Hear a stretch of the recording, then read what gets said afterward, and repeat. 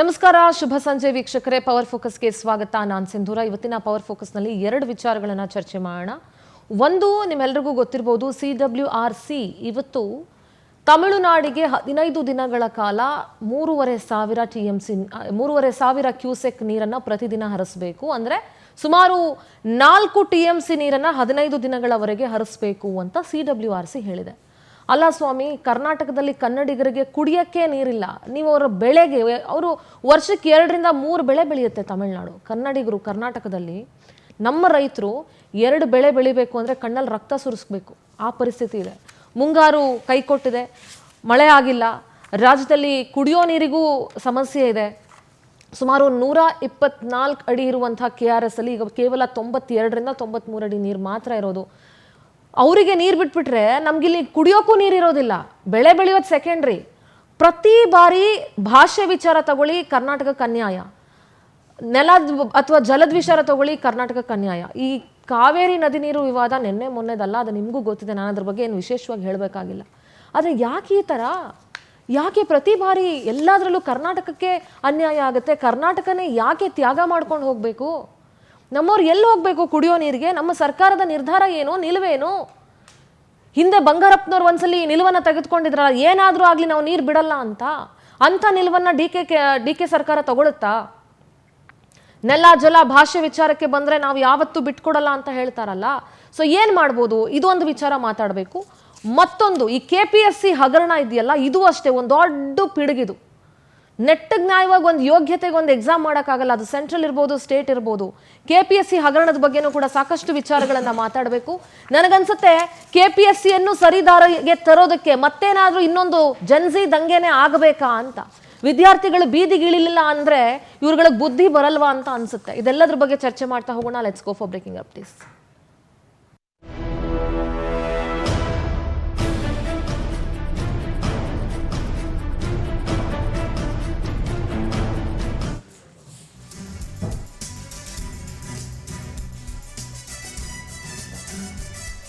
ಕಾವೇರಿ ಅಚ್ಚುಕಟ್ಟು ಪ್ರದೇಶದಲ್ಲಿ ಮಳೆ ಇಲ್ಲ, KRSನಲ್ಲಿ ನೀರಿಲ್ಲ. ಬರಗಾಲ ಇದ್ರೂ ತಮಿಳುನಾಡಿಗೆ ನೀರು ಹರಿಸೋದಕ್ಕೆ CWRC ಆದೇಶ ಕೊಟ್ಟಿದೆ. ಪ್ರತಿದಿನ 3,500 ಕ್ಯೂಸೆಕ್ 15 ದಿನಗಳಲ್ಲಿ 4 TMC ನೀರನ್ನ ತಮಿಳುನಾಡಿಗೆ ಬಿಡಿ. ಕಾವೇರಿ ನದಿ ನೀರು ಪ್ರಾಧಿಕಾರದ ಸಭೆಯಲ್ಲಿ ರಾಜ್ಯಕ್ಕೆ CWRC ಶಿಫಾರಸು ಮಾಡಿದೆ. ಎಲ್ಲಿಗೆ ಬಿಡ್ಬೇಕು ಸ್ವಾಮಿ ನೀರ್ನ? ಬಿಟ್ಟು ನಾವೇನು ಕುಡಿಯಕ್ ನೀರಿಲ್ಲದೆ ಏನು ಸಾಯ್ಬೇಕಾ? ಶಿಫಾರಸನ್ನ ಪ್ರಶ್ನಿಸಿ CWMAಗೆ ಮೇಲ್ಮನವಿ ಅಂತ ಹೇಳಿ ಜಲಸಂಪನ್ಮೂಲ ಸಚಿವರು ಹೇಳಿದ್ದಾರೆ. CM ಜೊತೆ ಚರ್ಚೆ ಮಾಡಿ ನಿರ್ಧಾರ ತಗೊಳ್ತೀನಿ ಅಂತ ಸಚಿವ ರಾಮಲಿಂಗಾರೆಡ್ಡಿ ಹೇಳಿದ್ದಾರೆ. ಆದೇಶ ಹೊರಬೀಳ್ತಿದ್ದಂತೆ ಮಂಡ್ಯದ ಸಂಜಯ್ ಸರ್ಕಲ್ನಲ್ಲಿ ಪ್ರತಿಭಟನೆ ನಡೀತು. ರಕ್ತ ಬೇಕಾದ್ರೆ ಕೊಟ್ಬಿಡ್ತೀವಿ, ಆದ್ರೆ ನೀರು ಬಿಡಲ್ಲ ಅಂತ ರೈತ ಸಂಘಟನೆಯ ಮುಖಂಡರುಗಳು ಕಿಡಿಕಾರಿದ್ರು.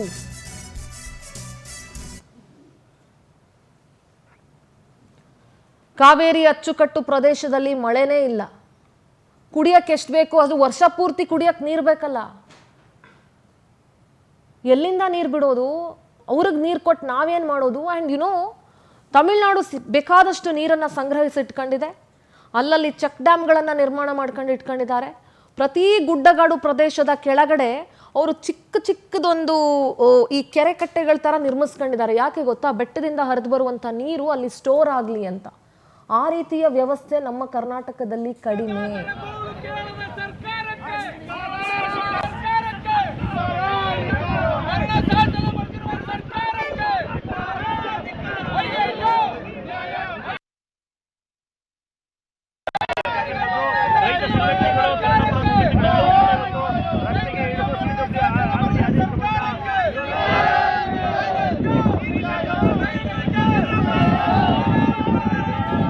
ಇದೇ ವಿಚಾರವಾಗಿ ಜಲಸಂಪನ್ಮೂಲ ಸಚಿವ ರಾಮಲಿಂಗಾರೆಡ್ಡಿ ಮತ್ತು ಪ್ರತಿಪಕ್ಷ ನಾಯಕ ಅಶೋಕ್ ಮಾತಾಡಿದ್ದಾರೆ. ಏನು ಹೇಳಿದ್ದಾರೆ ಕೇಳಿಸ್ಕೊಂಡು.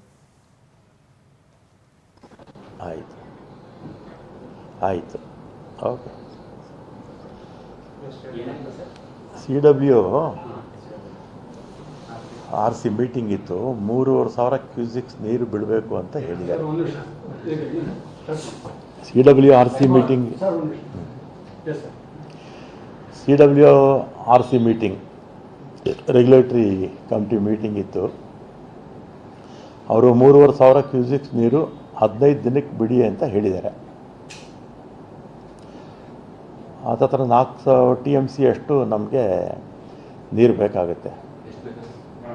4 TMC ಅಷ್ಟು ಬೇಕಾಗುತ್ತೆ. 15 ದಿನ ಬಿಡಿ ಅಂತ ಹೇಳಿದ್ದಾರೆ. ನಾವು CWMAಗೆ ಅಪೀಲ್ ಹೋಗ್ಬೋದು, ಅದು ತೀರ್ಮಾನ ಮಾಡಬೇಕು.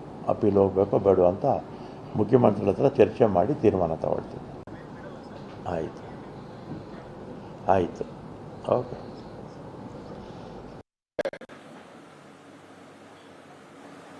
DK ಶಿವಕುಮಾರ್ ಅವರ ಕಾವೇರಿ ಬಗ್ಗೆ ಅವ್ರಿಗಿರುವಂಥ ಕಾಳಜಿ ಸ್ಪಷ್ಟ ಆಗ್ತಾ ಇದೆ. ರಾಜ್ಯದ ಪರವಾಗಿ ಸರಿಯಾಗಿ ವಾದ ಮಾಡುವಂತ ಸಮರ್ಥತೆಯನ್ನ ಇವತ್ತು ರಾಜ್ಯ ಸರ್ಕಾರ ಕಳ್ಕೊಂಡಿದೆ. ಬಲವಂತ ಮಾಡಿ ನೀರಾವರಿ ಇಲಾಖೆಯನ್ನ ರಾಮಲಿಂಗಾರೆಡ್ಡಿ ಅವರ ತಲೆಗೆ ಕಟ್ಟಿದ್ದಾರೆ. ಬಲವಂತದ ಮದುವೆ ರಾಮಲಿಂಗಾರೆಡ್ಡಿ ಅವ್ರದ್ದು. ಅವರು ಖಾತೆ ತಗೊಳಕ್ಕೆ ಇಷ್ಟ ಇಲ್ಲ ಮತ್ತು ಗೇಟ್ ಉದ್ಘಾಟನೆ ಭದ್ರಾ ನೀರಾವರಿ ಸಚಿವರೇ ಎಲ್ಲ ಮಾಡಬೇಕಾಯ್ತು, ಪೂಜೆಯಿಂದ ಹಿಡಿದು ಉದ್ಘಾಟನೆವರೆಗೂ ಅವ್ರದೇ ಇನ್ಚಾರ್ಜ್. ಆದ್ರೆ ಹೋಗದೆ ನಮ್ಮ ಪ್ರತಿರೋಧವನ್ನ ಮಾಡಿದ್ದಾರೆ. ನನಗನ್ಸ್ತತೆ ಈ ಕಾವೇರಿ ವಿಚಾರವಾಗೂ ಕೂಡ ಅವರ ಪ್ರತಿರೋಧದಿಂದನೇ ಈ ತರದ ಆರ್ಡರ್ಗಳು ಕೂಡ ಬಂದಿರೋದು. ಕೇರ್ಲೆಸ್. ಅವ್ರಿಗೆ ಇಲಾಖೆ ಬಗ್ಗೆ ಇಷ್ಟ ಇಲ್ಲ, ಬಲವಂತದ ಇಲಾಖೆ ಕೊಟ್ಟಿದ್ದಾರೆ. ಅಟ್ಲೀಸ್ಟ್ ಮುಖ್ಯಮಂತ್ರಿ ಆದಂತವ್ರು ಕರೆದು ಮಾತಾಡಿ ಅವ್ರಿಗೆ ಯಾವ ಇಲಾಖೆ ಬೇಕೋ ಅದನ್ನು ಕೊಟ್ಟು ಅವರು ಸರಿಯಾಗಿ ಕೆಲಸ ಮಾಡೋದಕ್ಕೆ ಅವಕಾಶ ಮಾಡಬೇಕಾಯಿತು. ಆಮೇಲೆ ಆಲ್ರೈಟ್, ಚರ್ಚೆ ಮಾಡೋಣ. ಅಶೋಕ್ ಅವರ ಮಾತುಗಳನ್ನ ಕೇಳಿಸ್ಕೊಳ್ತಾ ಇದ್ವಿ. ರಾಮಲಿಂಗಾರೆಡ್ಡಿ ಅವರಿಗೆ ಬಲವಂತವಾಗಿ ಮದುವೆ ಮಾಡಿಸ್ಬಿಟ್ಟಿದ್ದಾರೆ. ಅಟ್ಲೀಸ್ಟ್ ಮುಖ್ಯಮಂತ್ರಿಗಳು ಅವರನ್ನ ಕರೆದು ಅವ್ರಿಗೆ ಯಾವ ಇಲಾಖೆ ಬೇಕೋ ಅದನ್ನು ಕೊಡಬೇಕಾಗಿತ್ತು ಅಂತ. When BJP government was there, ಯಾರ್ಯಾರಿಗೆ ಯಾವ್ಯಾವ ಇಲಾಖೆ ಬೇಕೋ ಅದೇ ಇಲಾಖೆ ಕೊಟ್ಟಿದ್ರಾ? ಅವ್ರವ್ರು ಇಷ್ಟ ಬಂದಂಗೆ ಇಲಾಖೆ ಹಂಚಿದ್ರಾ? What nonsense. ಆಲ್ರೈಟ್, ಚರ್ಚೆ ಮುಂದುವರ್ಸೋಣ. ನಮ್ಮ ಜೊತೆಗೆ ಚರ್ಚೆಯಲ್ಲಿ ಭಾಗಿಯಾಗ್ತಾ ಇದ್ದಾರೆ ಕಾಂಗ್ರೆಸ್ ವಕ್ತಾರೆ ಆಯೇಷಾ ಫರ್ಜಾನಾ. ನಮಸ್ತೆ, ಕಾರ್ಯಕ್ರಮಕ್ಕೆ ಸ್ವಾಗತ. ಡಾಕ್ಟರ್ ದಾಸರಿ ಗೋವಿಂದ BJP ವಕ್ತಾರರಿದ್ದಾರೆ. ನಮಸ್ತೆ, ಕಾರ್ಯಕ್ರಮಕ್ಕೆ ಸ್ವಾಗತ. ಡಾಕ್ಟರ್ ಸತೀಶ್ ಕುಮಾರ್ ಆಮ್ ಆದ್ಮಿ ಪಕ್ಷದ ವಕ್ತಾರರು. ಡಾಕ್ಟರ್ ಸತೀಶ್ ನಮಸ್ತೆ, ಕಾರ್ಯಕ್ರಮಕ್ಕೆ ಸ್ವಾಗತ. ನಾನು ಮೊದಲಿಗೆ ಆಯೇಷಾ ಹತ್ರ ಈ ವಿಚಾರವಾಗಿ ಮಾತಾಡ್ಬಿಡ್ತೀನಿ. ಆಯೇಷಾ, ಸೊ CWRC ಆರ್ಡರ್ ಏನು ಬಂದಿದೆ ಅಂತ ನಿಮಗೆ ಗೊತ್ತಿದೆ. ರಾಜ್ಯದ ನೀರಿನ ಸ್ಥಿತಿಗತಿನೂ ನಿಮಗೆ ಗೊತ್ತಿದೆ. ನೀರಿನ ವಿಚಾರ ಬಂದಾಗ, ನೆಲ ಜಲ ಭಾಷೆಯ ವಿಚಾರ ಬಂದಾಗ ರಾಜ್ಯದ ಪರವಾಗಿ ನಿಂತ್ಕೊಳ್ತೀವಿ ಅಂತ ಎಲ್ಲರೂ ಹೇಳಿದ್ದಾರೆ. ನಿನ್ನೆ ಕೂಡ ರಾಜ್ಯದ ಸಂಸದರ ಜೊತೆಗೆ CM ಸಭೆ ಕೂಡ ನಡೆಸಿದ್ದಾರೆ. ಜಲಸಂಪನ್ಮೂಲ ಸಚಿವರು ಹೇಳಿದ್ದಾರೆ, ನಾವು ಮೇಲ್ಮನವಿ ಹೋಗಬೇಕಾ ಏನು ಅಂತ ಡಿಸೈಡ್ ಮಾಡ್ತೀವಿ ಅಂತ ಹೇಳಿ. So what is our government stand on this Ayesha? ಖಂಡಿತವಾಗ್ಲೂ ಮೇಡಮ್, ರಾಜ್ಯದ ಒಂದು ನೆಲ ಜಲದ ವಿಚಾರಕ್ಕೆ ಬಂದಾಗ ಖಂಡಿತವಾಗ್ಲೂ ಅದನ್ನು ಯಾವುದೇ ಕಾರಣಕ್ಕೆ ನಮ್ಮ ಕುಡಿಯುವ ನೀರಿನ ವಿಚಾರ ಆಗಿರ್ಬೋದು ಅಥವಾ ನೀರಾವರಿ ಆಗಿರ್ಬೋದು, ಇದೆಲ್ಲದರ ಒಂದು ಸಂರಕ್ಷಣೆಗೆ ನಮ್ಮ ರಾಜ್ಯ ಸರ್ಕಾರ ಕಟಿಬದ್ಧವಾಗಿದೆ. ಅದರಲ್ಲಿ ಎಲ್ಲಷ್ಟು ಸಂಶಯ ಬೇಡ, ಅವ್ರು ಮಾತಾಡೋದಕ್ಕೂ ಅವರ ಕೃತಿಗೂ ಎಲ್ಲದಕ್ಕೂ. ಆದರೆ ಇಲ್ಲಿ ಏನಾಗಿದೆ ಅಂತ ಹೇಳಿದರೆ, ಆ ಕಾವೇರಿ ಜಲ ನಿರ್ವಹಣಾ ಪ್ರಾಧಿಕಾರ ಇದೆಯಲ್ಲ, ಅದು ಕೊಟ್ಟಿರುವಂತಹ ಆರ್ಡರ್ ಮೇಲೆ ಇದು ಮಾತುಕತೆ ನಡೀತಾ ಇರುವಂಥದ್ದು. ನಾವು ನೇರವಾಗಿ ಇಲ್ಲ ಹಾಗಿಲ್ಲ ಹೀಗೆಲ್ಲ ಅಂತ ನಾವು ಹೇಳೋಕ್ಕಾಗೋದಿಲ್ಲ, ನ್ಯಾಯಾಧಿಕರಣ ಅದು.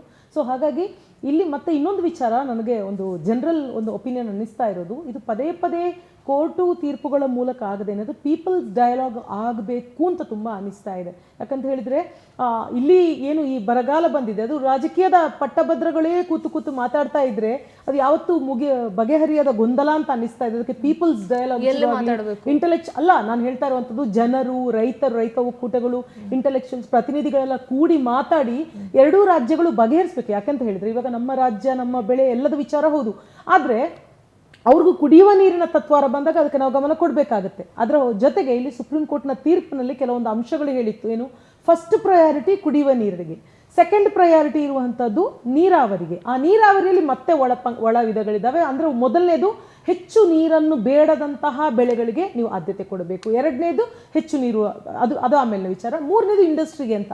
ಇಲ್ಲಿ ಬೆಳೆ ನಮ್ದು ಏನಿದೆಯಲ್ಲ, ಬೆಳೆ ಸಿಸ್ಟಮ್, ಅದರ ಬಗ್ಗೆನೂ ತುಂಬ ವೈಜ್ಞಾನಿಕವಾಗಿ ಗಮನ ಹರಿಸಬೇಕಾದಂತಹ ಒಂದು ಸಮಯ ಬಂದಿದೆ ಅಂತ ಅನ್ನಿಸ್ತಾ ಇದೆ. ಕಬ್ಬು, ಭತ್ತ ಎಲ್ಲ ಇದೆಯಲ್ಲ, ಅತ್ಯಂತ ಹೆಚ್ಚು ನೀರು ಬೇಡುವಂಥ, ಯಾಕಂದರೆ ಒಂದು ಜಿಯೋಗ್ರಫಿಕಲ್ ಏರಿಯಾದ ಸಂಕಷ್ಟಗಳು ಹಾಗೆ ವರ್ಷಂ ಪ್ರತಿ ಮುಂದುವರಿತಾ ಇದ್ರೆ ಇದಕ್ಕೆ ಒಂದು ತಾರ್ಕಿಕವಾದಂತಹ ಒಂದು ಸಮಾಲೋಚನೆ ಪರ್ಯಾಯ ಮಾಡಬೇಕು ಅಂತ ಕೇಳ್ಕೊಳ್ತಾ ಇದ್ದೀವಿ.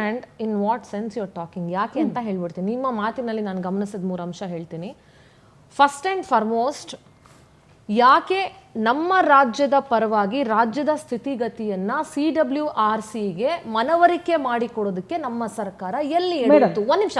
ಮೈ ಫಸ್ಟ್ ಕ್ವೆಶ್ಚನ್ ಹೇಳಿ. How Tamil Nadu got succeeded? Okay. Why Karnataka got failure in making CWRC to understand what is the present situation of the state?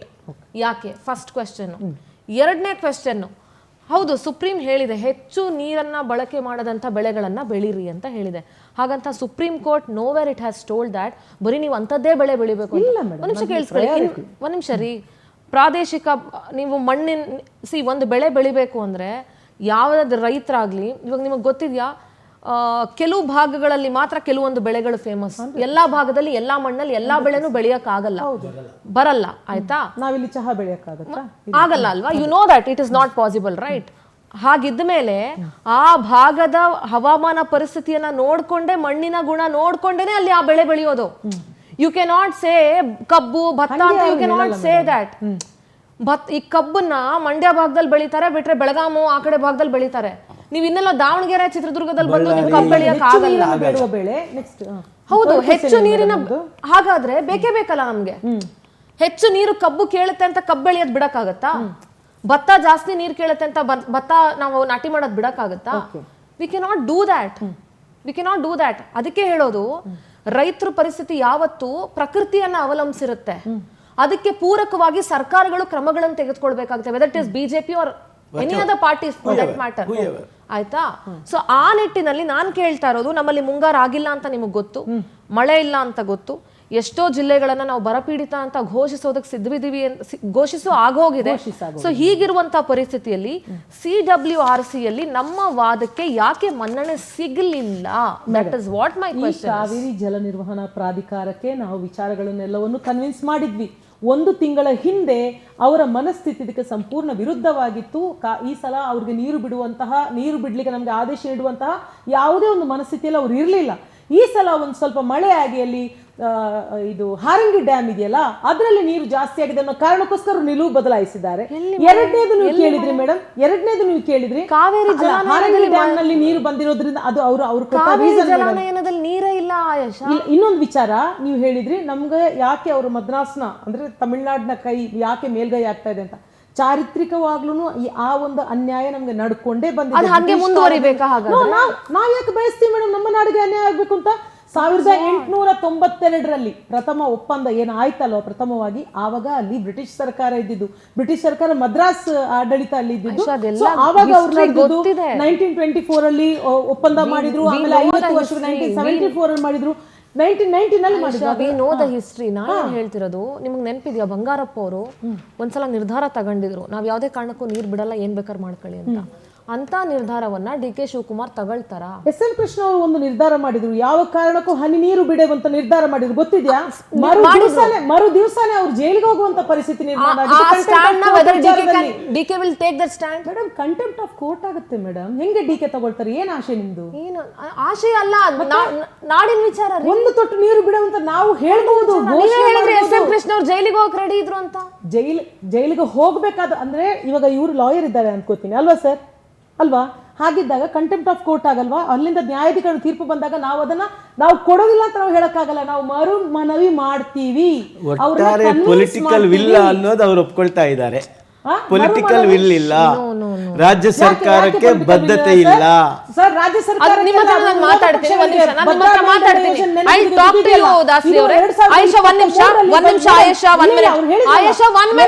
ಬಡಗಲ್ಪುರ Nagendra ಇದ್ದಾರೆ ನಮ್ಮ ಜೊತೆಗೆ, ಅವರನ್ನ ಕಾರ್ಯಕ್ರಮಕ್ಕೆ ಬರ್ಮಾಡ್ಕೊಳ್ತೀನಿ. ನಾಗೇಂದ್ರ ಅವರೇ ನಮಸ್ತೆ, ಕಾರ್ಯಕ್ರಮಕ್ಕೆ ಸ್ವಾಗತ. ನಮಸ್ಕಾರ ಸರ್. ರಾಜ್ಯದಲ್ಲಿ ನಿಮಗೆ ಗೊತ್ತಿದೆ ನಾಗೇಂದ್ರ ಅವರೇ, ರಾಜ್ಯದಲ್ಲಿ ನೀರಿಲ್ಲ, ಮಳೆ ಇಲ್ಲ, ತುಂಬಾ ಲಿಮಿಟೇಷನ್. ಅಂದ್ರೆ ಕುಡಿಯೋಕ್ ಮಾತ್ರ ಆಗುವಷ್ಟು ನಮಗೆ ನೀರಿದೆ ಅಷ್ಟೇನೆ. ಸೊ ಇನ್ನು ಮಳೆ ಆದ್ರೆ ಮುಂದಕ್ಕೆ ನೋಡ್ಬೇಕು ನಮ್ಮ ಕತೆ ಏನಾಗುತ್ತೆ ಅಂತ ಹೇಳಿ. ಈಗ CWRC ತಮಿಳ್ನಾಡಿಗೆ ನೀರು ಬಿಡಬೇಕು ಅಂತ ಹೇಳಿದ್ದಾರೆ. 3,500 TMC 15 ದಿನಗಳವರೆಗೆ, ಅಂದ್ರೆ 3,500 ಕ್ಯೂಸೆಕ್ ನೀರು, 4 TMC ನೀರು 15 ದಿನಗಳವರೆಗೆ ಅಂತ. ಏನ್ ಹೇಳ್ತೀರಿ ನೀವು? ನೀವೊಬ್ಬ ರೈತರಾಗಿ, ರೈತ ಮುಖಂಡರಾಗಿ ಏನ್ ಹೇಳ್ತೀರಿ? ನೋಡಿ, ರಾಜ್ಯದ ಇಂಥ ಸಂಕಷ್ಟ ಪರಿಸ್ಥಿತಿಯಲ್ಲಿ 157 ತಾಲೂಕಲ್ಲಿ ಬರ ಇದೆ. ವಿಶೇಷವಾಗಿ ಕಾವೇರಿ ಜಲನಾಯ ಪ್ರದೇಶದಲ್ಲೂ ಕೂಡ ಮಳೆ ಕೊರತೆ ಇದೆ. ಆರಂಗಿ ಹೊರತುಪಡಿಸಿ ಇನ್ನೆಲ್ಲ ಜಲಾಶಯಗಳಲ್ಲೂ ಕೂಡ ನೀರಿನ ಕೊರತೆ ಇದೆ. ಕೆರೆ ಕಟ್ಟೆಗಳೆಲ್ಲ ಬತ್ತು ಹೋಗಿದ್ದಾವೆ, ಫಸಲು ಒಣಗ್ತಾ ಇದ್ದಾವೆ, ಕುಡಿಯೋ ನೀರಿಗೂ ಸಮಸ್ಯೆ ಇದೆ. ಬೆಂಗಳೂರು ಮುಂದೊಂದು ದಿನ ಕುಡಿಯೋ ನೀರಿಗೂ ಹಾಹಾಕಾರ ಅನುಭವಿಸ್ಬೇಕಾದಂಥ ಪರಿಸ್ಥಿತಿ ಇದೆ. ಇಂಥ ಸಂದರ್ಭದಲ್ಲಿ ಕಾವೇರಿ CWRC ದಿನ 3 ಕ್ಯೂಸೆಕ್ಸ್ ನೀರು 15 ದಿನ ಹರಿಸಬೇಕು ಅನ್ನೋದು ಅವೈಜ್ಞಾನಿಕ, ಇದು ಖಂಡನೀಯವಾದದ್ದು. ಯಾವುದೇ ಕಾರಣಕ್ಕೂ ರಾಜ್ಯ ಸರ್ಕಾರ ಇದು ಒಪ್ಪಬಾರ್ದು.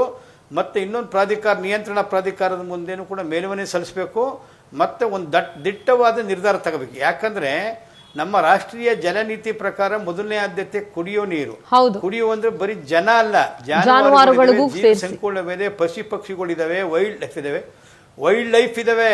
ಈ ಕಾವೇರಿ ಜಲಾಶಯದಲ್ಲಿ ಆನೆ, ಜಿಂಕೆ ಎಲ್ಲವೂ ಕೂಡ ನೀರಿನ ಕಡವೆಗಳು, ಎಲ್ಲ ಪ್ರಾಣಿಗಳು, ಪಕ್ಷಿಗಳು ಎಲ್ಲವೂ ಕೂಡ ನೀರಿನ ಆಶ್ರಯಿಸ್ಕೊಬಿಟ್ಟಿದೆ. ಒಂದು ಸಲ SM ಕೃಷ್ಣದಲ್ಲಿ ನೀರು ಬಿಡಬೇಕಾದಂಥ SM ಕೃಷ್ಣ ಕಾಲದಲ್ಲಿ ಬಂದಾಗ ಹಲವಾರು ಆನೆಗಳು ಬಂದು ನದಿ ಒಳಗಡೆ ಊದ್ಕೊಂಡ್ಬಿಟ್ಟಿದ್ದು, ಮತ್ತು ಹಲವಾರು ಪಕ್ಷಿಗಳೆಲ್ಲ ತೀರೋಗ್ಬಿಟ್ಟಿದ್ದು ನೀರಿಲ್ಲದೆ, ಮತ್ತು ಜಲಚರ ಮೀನುಗಳು ಸತ್ತೋಗ್ಬಿಟ್ಟಿದ್ದು.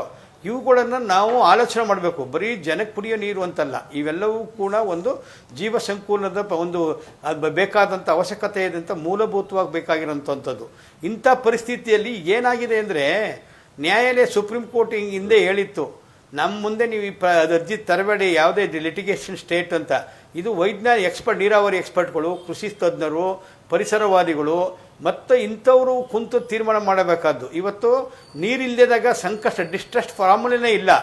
ಇವತ್ತು ಕಾವೇರಿ ಟ್ರಿಬ್ಯುನಲ್ಲು ಮತ್ತು ಅದರ ಮೇಲೋದಂಥ ರಿವ್ಯೂ ಪಿಟಿಷನ್ ಸುಪ್ರೀಂ ಕೋರ್ಟು ಏನೇ ತೀರ್ಮಾನ ಕೊಟ್ಟಿದ್ರು ಕೂಡ ನೀರು ಮಳೆ ಬಂದಾಗ ನೀರು ಹೋಗುತ್ತೆ. ಹೋದ ವರ್ಷ ಹೆಚ್ಚು ಕೊಟ್ಟಿದ್ದೀವಿ ನಾವು, ತಡ್ಕೊಳ್ಳೋಕ್ಕೆ ಆಗಿಲ್ಲ. ತಮಿಳುನಾಡು ಕೂಡ ಅರಬ್ಬಿ ಸಮುದ್ರಕ್ಕೆ ನೀರು ಬಿಡ್ತು. ಆದರೆ ಇವತ್ತು ನೀರಿಲ್ಲದಾಗ ನಾವು 2 ರಾಜ್ಯಗಳು ಮಾತುಕತೆ ಮುಖಾಂತರನೇ ಬಗೆಹರಿಸ್ಕೋಬೇಕು, ನಮ್ಮ ಸಂಕಷ್ಟವನ್ನು ಹಂಚ್ಕೋಬೇಕು. ಇಲ್ಲಾಂದರೆ ಕೇಂದ್ರ ಸರ್ಕಾರ ಮಧ್ಯಪ್ರವೇಶ ಮಾಡಬೇಕು. ಡಿಸ್ಟ್ರೆಸ್ ಫಾರ್ಮುಲಾ ಇಲ್ಲ, ಇನ್ ಆಬ್ಜೆನ್ಸ್ ಆಫ್ ಡಿಸ್ಟ್ರೆಸ್ ಫಾರ್ಮುಲಾ ಇವೇ ಪರ್ನಾರದ ಪರಿಸ್ಥಿತಿಯಲ್ಲಿ ಮೇಲ್ದಂಡ ರಾಜ್ಯದಲ್ಲೇ ಸಮಸ್ಯೆ ಇದ್ದಾಗ ಕೆಳದಂಡ ರಾಜ್ಯಕ್ಕೆ ನೀರು ಕೊಡೋಕ್ಕೆ ಸಾಧ್ಯನೇ ಇಲ್ಲ. ಈ ಮಳೆ ಬಂದರೆ ಇದಕ್ಕೆ ಸಮಸ್ಯೆ ಬಗೆರ್ತದೆ. ಆದರೆ ಇದು ಎಕ್ಸಿಕ್ಯೂಟಿವ್ ಡಿಗ್ರಿ ಅಲ್ಲದು. ನಮ್ಮ ಜೋಬಲ್ಲಿ ದುಡ್ಡಿದ್ರೆ ಸಾಲ ಕಟ್ಟಬೇಕಾದವನಿಗೆ ದುಡ್ಡು ವಸೂಲಿ ಮಾಡೋ ಥರ ಅಲ್ಲ ಇದು. ಇಲ್ಲಿ ಏನಿದೆ ಪರಿಸ್ಥಿತಿ ಅಂದರೆ, ಮಳೆ ಕೊರತೆ ಇದ್ದಾಗ ಇದನ್ನು ಜಾರಿ ತರದಂಥ ತೀರ್ಮಾನಗಳು. ಅದರಿಂದ ಭಾಳಷ್ಟು ಆಲೋಚನೆ ಮಾಡಬೇಕು. ನಮ್ಮ ರಾಜ್ಯ ಸರ್ಕಾರ ದಿಟ್ಟ ನಿಲುವನ್ನು ತಗೊಳ್ಬೇಕು.